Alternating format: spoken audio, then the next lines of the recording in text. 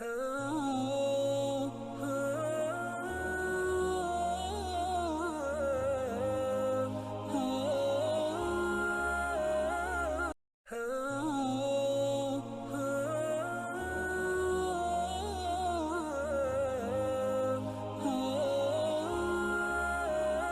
21ویں پارے میں سورہ لقمان ہے۔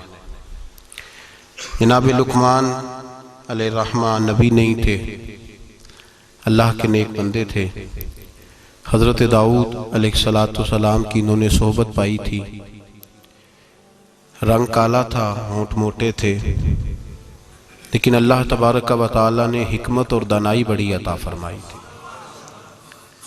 آپ کی اس حکمت اور امور خیر کی وجہ سے دور دراز سے لوگ آپ کی خدمت میں حاضر ہوتے تھے اور آپ سے اللہ تبارک و تعالی کی عطا کردہ حکمت اور دانائی سے فیض یاب ہوتے تھے۔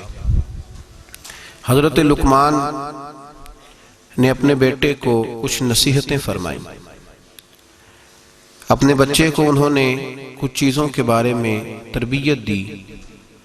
اللہ تبارک و تعالیٰ کو ان کی وہ باتیں اور وہ انداز اتنا پسند آیا کہ رب نے اس کو قرآن مجید میں بیان فرما دی، اور اللہ تبارک و تعالیٰ کا اس چیز کو قرآن مجید میں بیان کرنا اس بات کی دلیل ہے کہ اللہ تبارک و تعالیٰ کی یہ رضا ہے کہ مسلمان اپنے بچوں کی تربیت اسی انداز میں کریں، اسی انداز میں اپنے بچوں کی تربیت کریں۔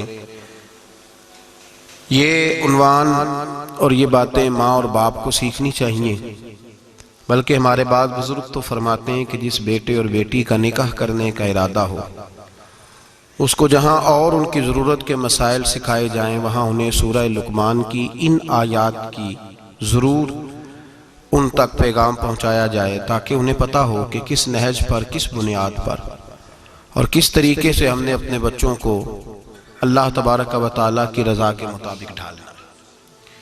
انسان سب سے زیادہ مخلص اپنی اولاد کے ساتھ ہوتا ہے۔ اس پر علماء نے کلام کیا ہے کہ بچے بھی اپنے ماں باپ کے ساتھ اتنے مخلص ہوتے ہیں کہ نہیں۔ اس میں تو شک ہے کہ ہو سکتا ہے بچے اپنے ماں باپ کے ساتھ اتنے مخلص نہ ہوں، لیکن یہ طے شدہ بات ہے کہ ماں باپ اپنی اولاد کے ساتھ وہ مخلص ہوتے ہیں، ان کا خلوص مکمل ہوتا ہے اپنے بچوں کے ساتھ۔ تو حضرت لقمان جب اپنے بچے کو نصیحت کر رہے تھے تو وہ ان باتوں کی طرف دلا رہے تھے جو وہ سمجھتے تھے کہ بڑی ہی ضروری ہیں، جن کی وجہ سے ان کا بچہ بڑی خیر پا جائے گا، مکمل کامیابی دنیا اور آخرت کی حاصل کر جائے گا۔ ہم اپنی اولاد سے مخلص ہوتے ہیں، ہمارا اپنی اولاد کے معاملے میں رویہ بڑا خوبصورت اور ہمارا دل اپنے بچوں کے بارے میں بڑا صاف ہوتا ہے۔ ہم چاہتے ہیں کہ ہماری اولاد شجر سایہ دار بنے، دنیا میں وقار حاصل کرے، روزی بھی اللہ تبارک و تعالی شان والی عطا فرمائے، اللہ انہیں ہر لحاظ سے نواز دے۔ تو قرآن مجید ہمیں تربیت دیتا ہے، قرآن مجید ہمارے ذہنوں کی ذہن سازی فرماتا ہے کہ پھر تم اس طرح اپنے بچوں کو ڈھالو، اس انداز میں اپنی اولادوں کی تربیت کرو۔ سورہ لقمان کی جو آیہ کریمہ میں نے سب سے پہلے تلاوت کی وہ 13 نمبر آیت ہے۔ اللہ تبارک و تعالیٰ نے ارشاد فرمایا وَإِذْ قَالَ لُقْمَانُ لِابْنِهِ، جب حضرت لقمان نے اپنے بیٹے سے کہا، وَهُوَ يَعِظُهُ، اور وہ اپنے بیٹے کو نصیحت کر رہے تھے۔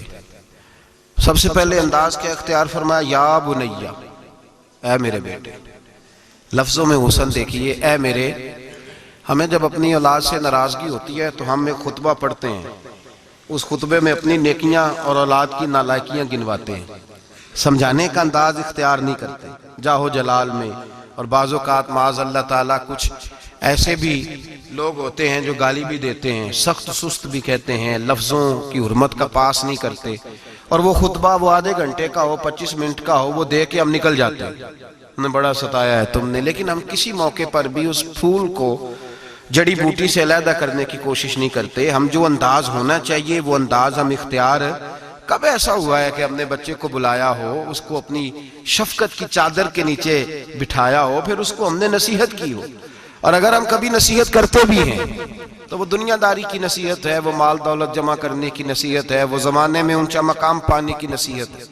حضرت لقمان اپنے بیٹے کو نصیحت کرتے ہیں تو کہتے ہیں یا بنیا، او میرے بیٹے کا لفظ حسین جملہ، اللہ کے رسول صلی اللہ علیہ وسلم نے فرمایا اکریموا اولادکم، اپنی اولاد کی عزت کیا کرو. اپنی اولاد کی ذرا بول کے بتائیے گا، اولاد کی کس کی؟ کون عزت کرے؟ ماں باپ کس کی عزت کریں؟ بیٹا جی کہہ کے پکارو، میرا بیٹا کہہ کے پکارو، ان کو وقار دو، ان کو عزت دو. اولاد کے لیے تو خیر اصول ہے کہ اولاد عزت کرے گی، اس کے لیے تو کہہ دیا کہ ماں باپ جنت بھی ہیں تیری دوزخ بھی ہیں. لیکن ماں باپ کو بھی حکم ہے کہ بچوں کے لیے اعزاز کے جملے استعمال کرے. ہمہ وقت کا ڈانٹنا، ہمہ وقت کی تلخی یہ مناسب نہیں ہے. ان کے لیے عزت کے جملے استعمال کرے. یا بنیا، اے میرے بیٹے، پہلا درس کیا دیا؟ فرمایا لا تشرک باللہ، بیٹے اللہ کے ساتھ شرک نہ کرنا. کیوں؟ ان الشرک لظلم عظیم، بے شک شرک بہت بڑا ظلم ہے. سب سے پہلی نصیحت اپنی ذات کے لیے نہیں کی. ہم ساری زندگی جب بھی لیکچر دیتے ہیں یہی کہتے ہیں، ساری زندگی یہی کہتے رہتے ہیں، میں نے سال گوا دیے، میں نے کاروبار کیے، میں نے دنیا چھوڑی، میں نے پردیس کاٹا تیرے بنگلے کے لیے، تیرے مکان کے لیے، تیری فلاں چیز کے لیے. کبھی یہ بھی تو بتائے نا کہ کوئی باپ اٹھ کے کہے کہ میں نے بڑا وقت دیا ہے تجھے اللہ سے جوڑنے کے لیے، تجھے رسول پاک کا غلام بنانے کے لیے، میں نے کئی دہائیاں بتا دی تجھے نبی پاک صلی اللہ علیہ وسلم کی غلامی سکھانے کے لیے. اس پر بھی تو کبھی کو باپ اپنی اولاد کو احساس دلائے. سب سے پہلی بات یہ کی کہ بیٹا شرک نہ کرنا، اللہ کے ساتھ کسی کو شریک نہ ٹھہرانا، اس سے بچنا. آگے اگلا جو حضرت لقمان کا فرمان ہے وہ آیت نمبر 16 کے اندر ہے. یہاں شرک کی بات کی، میں تھوڑی اس کی تفصیل عرض کروں گا اپنی بساط کے مطابق، لیکن پہلے آیات سماعت کر لیجئے، ان کا سادہ ترجمہ سمجھ لیجئے تاکہ آپ کے حاشیہ خیال میں عنوان آ جائے. سب سے پہلے کہا شرک نہیں کرنا، پھر اس کے بعد کہا سورہ لقمان کی آیت نمبر 16 میں ارشاد فرمایا یا بنیا، اے میرے بیٹے، انہا ان تکو مسکال حبت من خردل، اے بیٹے اگر تو اتنی برائی بھی کرے جتنا کہ ایک رائی کا دانہ ہوتا ہے. رائی کا جو دانہ ہوتا ہے وہ چھاؤں میں رکھیں تو نظر نہیں آتا، وہ سورج کی روشنی میں نظر آئے گا. اگر چھاؤں میں دیکھنا ہوگا تو آپ کو لائٹیں جلانی پڑے گی. تو حضرت لقمان اپنے بیٹے کو نصیحت کرتے ہیں، کہتے بیٹے اگر تو رائی کے دانے کے برابر بھی گناہ کرے اور پھر وہ گناہ اس طرح ہو فَتَكُنْ فِي صَخْرَةٍ أَوْ فِي السَّمَاوَاتِ أَوْ فِي الْأَرْضِ، چاہے رائی کے دانے کے برابر گناہ ہو اور پہاڑ میں چھپا ہو یا زمین اور آسمان میں چھپا ہو، تو کیا ہوگا؟ اپنے بیٹے کو سمجھا رہے ہیں. کہتے ہیں یاتی بِهَا اللَّهُ، اللہ پھر بھی اس کو نکال کے لے آئے گا. تو یہ نہ کہنا کہ میں کو پاپی ہوں، میں نے کو بینک لوٹے ہوئے ہیں، میں نے کو قتل کیے ہوئے ہیں. فرمایا رائی کے دانے کے برابر بھی، اپنے بیٹے کو کہہ، رائی کے دانے کے برابر بھی اگر تو نے گناہ کیا تو اللہ اسے بھی لائے گا. اور رائی کے دانے کے برابر ہو، پھر چٹان میں چھپا ہو یا زمین و آسمان میں چھپا ہو، اللہ پھر بھی اسے نکال کے لے آئے گا. اس لیے کہ ان اللہ لطیف خبیر، بے شک اللہ باریک باتوں کا جاننے والا ہے. فَمَنْ يَعْمَلْ مِثْقَالَ ذَرَّةٍ خَيْرًا يَرَهُ وَمَنْ يَعْمَلْ مِثْقَالَ ذَرَّةٍ شَرًّا يَرَهُ. اگر تو ذرے کے برابر نیکی کرے گا تو اللہ تجھے اس کا اجر عطا فرمائے گا، اور اگر تو ذرے کے برابر گناہ کرے گا تو اللہ قیامت میں وہ بھی تیری آنکھوں کے سامنے لائے گا، اس کا بھی حساب ہوگا. تو فرمایا بیٹے اللہ باریک باتوں کا جاننے والا. یا بنیا، اے میرے بیٹے، اقم الصلاۃ، نماز قائم کر. بیٹے نماز بس کافی ہو گیا؟ کہا نہیں، اب اور آگے بڑھ. وَأْمُرْ بِالْمَعْرُوفِ، لوگوں کو بھی نیکی کا حکم دے. وَنْهَ عَنِ الْمُنْكَرِ، اور لوگوں کو بری باتوں سے منع کر. اور جب تو یہ کام کرے گا پھر لوگ تجھے ستائیں گے. ہو ہی نہیں سکتا کوئی حق بات کرے اور لوگ اس پہ طعن و تشنیع نہ کرے، یہ ہو ہی نہیں سکتا، یہ ممکن ہی نہیں. فرمایا جب تو نیکی کا حکم دے گا اور برائی سے روکے گا تو پھر کیا ہوگا؟ تیرے اوپر مصیبت آئے گی. اب تو نے کیا کرنا ہے؟ پھر تو نے اس آنے والی مصیبت پر صبر کرنا ہے. بے شک یہ بڑی ہمت کے کام ہے، یہ بڑی دنائی کا کام ہے، دلیری کا کام ہے، اتنا آسان ہے ہی نہیں، بڑے حوصلے کا کام ہے. جسے زندگی ہو پیاری وہ یہیں سے لوٹ جائے. میرے قافلے میں شامل کوئی کم ظرف نہیں ہے. یہ ہمت کا کام ہے، آسان ہے ہی نہیں. آگے کیا ارشاد فرمایا؟ بڑی میرا دل کرتا ہے بڑی توجہ سے سنیں ان آیات کو. بڑی کہ آگے ترتیب کیا لگائی ہے. حضرت جناب سیدنا لقمان کیا کہتے ہیں؟ نماز پڑھ، دوسروں کو نیکی کا، برائی سے منع کر. اور یہ جب تیرے اوپر ان کاموں کی وجہ سے مصیبت آئے تو اس پر اس لیے کہ یہ جو کام ہے نا عزم الامور، یہ بڑی ہمت کے کام ہے. بس کروں ابا جی؟ فرمایا نہیں، اور بھی کچھ کر. کیا؟ آیت نمبر 18 فرمایا وَلَا تُصَغِّرْ خَدَّكَ لِلنَّاسِ، اپنا منہ ٹیڑھا کر کر کے لوگوں سے بات نہ کیا کر، رخسار موڑ موڑ کے لوگوں سے بات نہ کر، وَلَا تَمْشِ فِي الْأَرْضِ مَرَحًا، اور زمین پہ اکڑ اکڑ کے نہ چل، إِنَّ اللَّهَ لَا يُحِبُّ كُلَّ مُخْتَالٍ فَخُورٍ، بے شک اللہ کو اکڑنے والا، فخر کرنے والا پسند اللہ لا يحب، اللہ اس سے محبت ہی نہیں کرتا، اللہ رحمت ہی نہیں کرتا جو اکڑ اکڑ کے چلے، اس طرح نہ کر۔ تو پھر کیا کروں؟ آیت نمبر 19 شروع ہو گئی، وَقْصِدْ فِي مَشْيِكَ، درمیانی چال چل، وَغْضُضْ مِنْ صَوْتِكَ، اپنی آواز پست رکھ، اپنی آواز، جو اعلیٰ ظرف ہوتے ہیں ہمیشہ جھک کے ملتے، صراحی سرنگوں ہو کر بھرا کرتی ہے پیمانے، اس طرح کر کے تو درمیانی چال چل اور اپنی آواز کو وَغْضُضْ مِنْ صَوْتِكَ، اپنی آواز کو پست رکھ، اس لیے کہ اِنَّ أَنْكَرَ الْأَصْوَاتِ لَصَوْتُ الْحَمِيرِ، اللہ کو جو آواز سب سے ناپسند ہے اور سب سے بری آواز ہے وہ گدھے کی آواز ہے۔ چلا چلا کے نہ چل، تو ضدی ہو گیا تو اب شور نہ کر، یہ تربیت ہے اپنی اولاد کے لیے۔ سب سے پہلے ارشاد فرمایا جا رہا ہے کہ تو نے شرک نہیں کرنا۔ شرک بھی دو قسم کا ہے، ایک تو شرک وہ ہے کسی نے اللہ کی ذات میں شریک بنا لیا کہ یہ بھی ساتھ شریک ہے، اور ایک شرک اصغر ہے، ریاکاری، دکھلاوا، نماز اللہ کی پڑھنی، دکھانا بندوں کو۔ مسجد میں پیسے کس کی رضا کے لیے دینے ہیں؟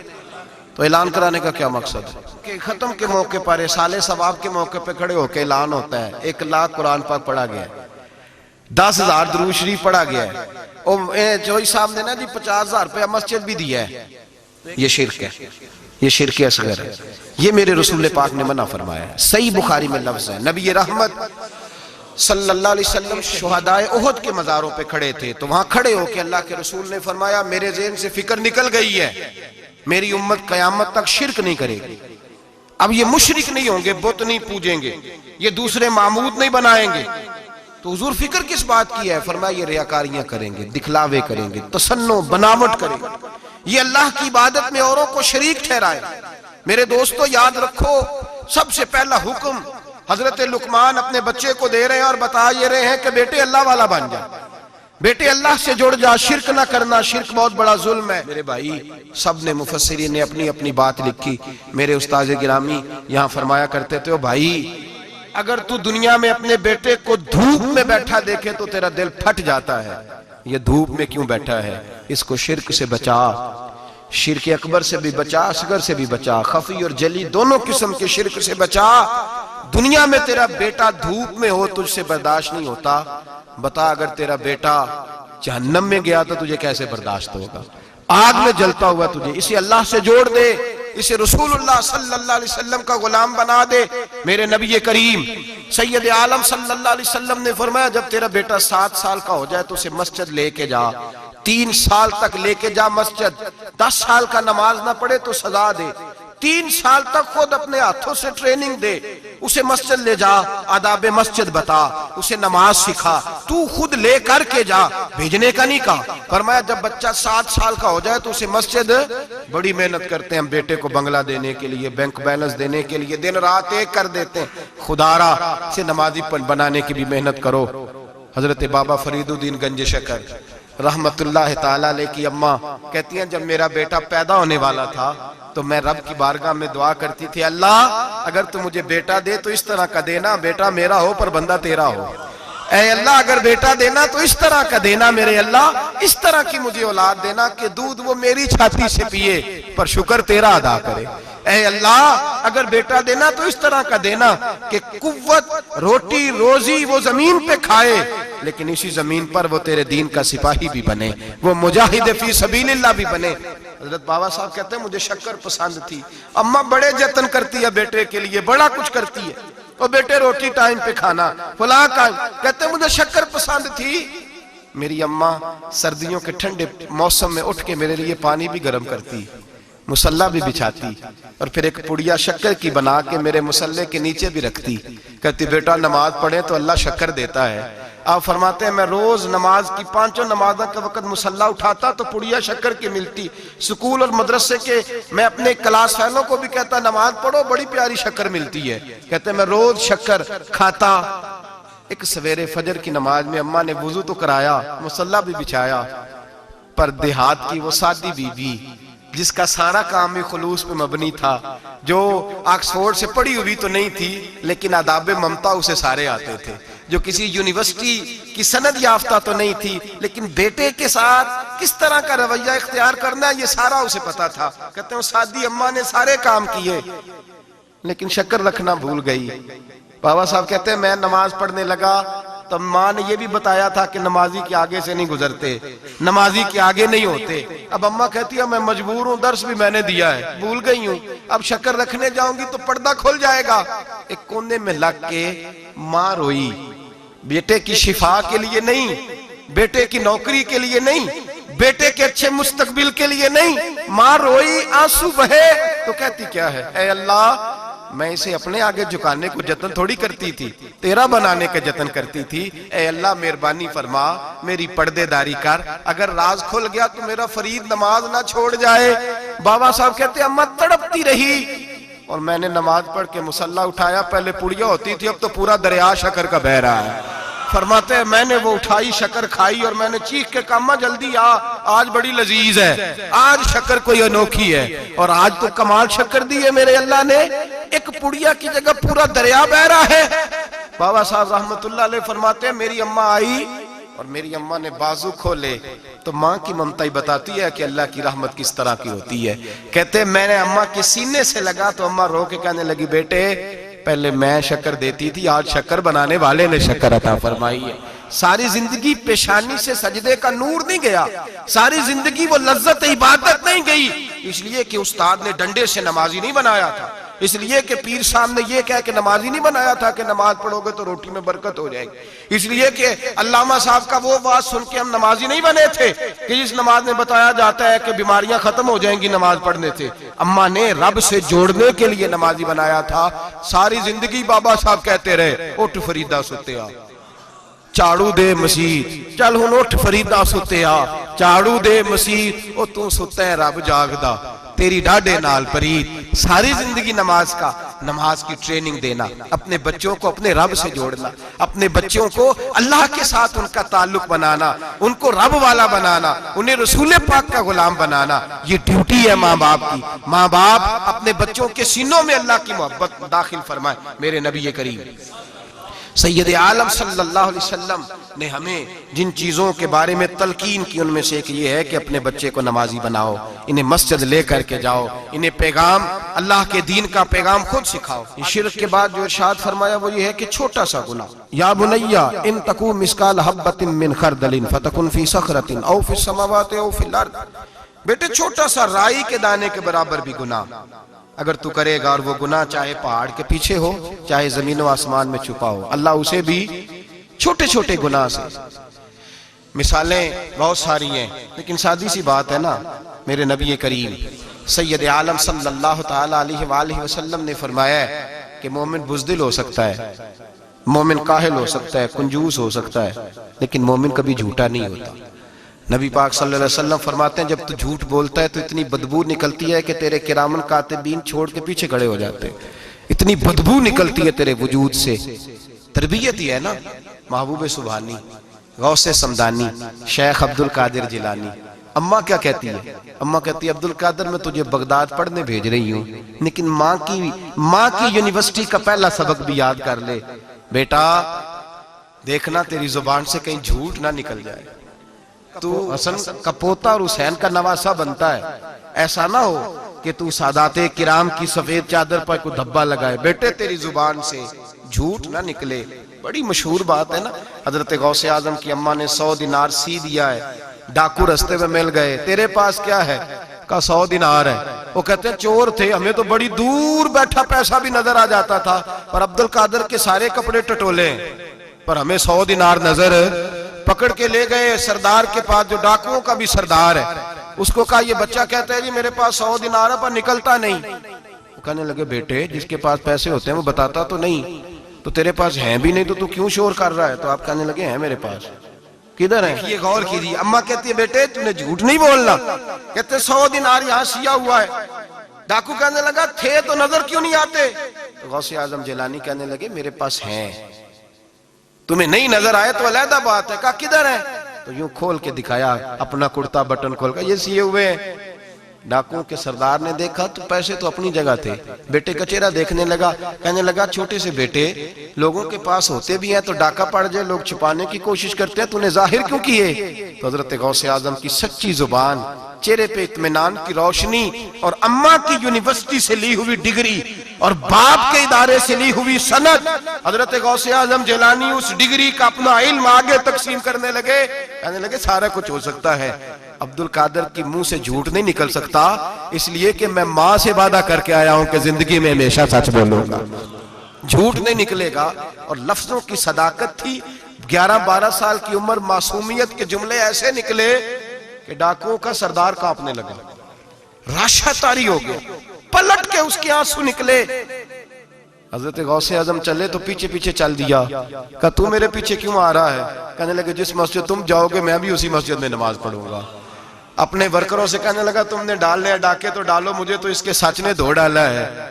وہ کہنے لگے اگر ہم نے برے کام تیرے پیچھے لگ کے کیا ہے تو نیکیاں بھی اکٹھی کریں گے۔ میرے بھائی ٹریننگ، تربیت بچے کو گھر کی ماں کی گود اگر سچ بولنا سکھائے، اور اگر اماں ہی کہے جا دیکھ کے آ تیری چچی تیرے بارے میں کیا کہہ رہی ہے، یا سن کے آ وہ فلاں آدمی کیا کہتا تھا، ذرا جاسوسی کا، اور اگر باپ ہی اسے کہے کہ جا باہر والے سے جا کے کہہ دے کہ ابا جی گھر میں نہیں ہے، تو کیسے اس کے اندر صداقت پیدا ہوگی؟ وہ کس طرح دیانتدار بنے گا؟ کس طرح وہ معاشرے کے اندر اچھا کردار ادا کرے گا؟ حضرت سیدنا حبیب اجمی رحمت اللہ تعالیٰ علیہ کے پاس ایک شخص آیا کرتا تھا، صحبت میں بھی بیٹھتا تھا، لیکن کام وہ ٹھیک نہیں کرتا تھا، سود کا دھندا تھا، لمبے چوڑے اس کے مسائل تھے۔ حالانکہ ایک ہی بیٹی تھی، وہ بھی دونوں ٹانگوں سے معذور تھی، دونوں ٹانگوں سے معذور، بڑے حکیم طبیب دکھائے لیکن بچی کو شفا نہیں ہوتی، شخص بھی اپنے مزاج کے لحاظ سے اچھا نہیں تھا۔ کہتے سویرے سویرے آیا تو کہنے لگا حضور مجھے توبہ کرا دیں، آج کے بعد نہ جھوٹ بولوں گا، نہ حرام کھاؤں گا، نہ شراب پیوں گا۔ تو کہتے ہیں جتنے لوگ بیٹھے تھے کان کھڑے ہو گئے، کہا تجھے کیا ہوا؟ کہنے لگا 11-12 سال کا نوجوان آیا مجھے توبہ کرا گیا، چڑھتی جوانی، 11-12 سال، 14-15 سال کا بچہ مجھے توبہ کرا گیا۔ تو کہتے ہیں ہم محو حیرت ہوئے کہ اتنا سا بچہ؟ تو کہتے ہیں کسی نیک باپ کا بیٹا تھا، کسی پرہیزگار ماں کا بیٹا تھا، گھر میں تربیت ہوئی۔ اتنے بچے تو خانقاہ بھی نہیں جاتے، اتنے سے بچے تھوڑی کسی ادارے کے فارغ التحصیل ہوتے ہیں، کس مدرسے سے پڑھے ہوتے ہیں؟ کہتے چھوٹی سی عمر۔ تو کہا جناب آپ کو کیسے ملا؟ تو وہ شخص کہنے لگا حضور کل میں گیا بازار، میں نے بغداد کے چوک سے 10 کلو مچھلی بھی خرید لی، اور کچھ اور ضرورت کی چیزیں بھی، مہمان آنے تھے، وہ سارا کچھ خرید کے میں جب نکلا تو سامان زیادہ ہو گیا، چوک میں مزدور بیٹھے ہوتے تھے، میں نے کہا بھئی میرے ساتھ فلاں محلے تک سامان پہنچانا ہے۔ وہ بچہ کہنے لگا چچا اگر میں چلوں تو، میں نے اس کو ایڈریس وغیرہ بتلایا تو 3 دینار مزدوری طے ہو گئی سامان گھر پہنچانے کی۔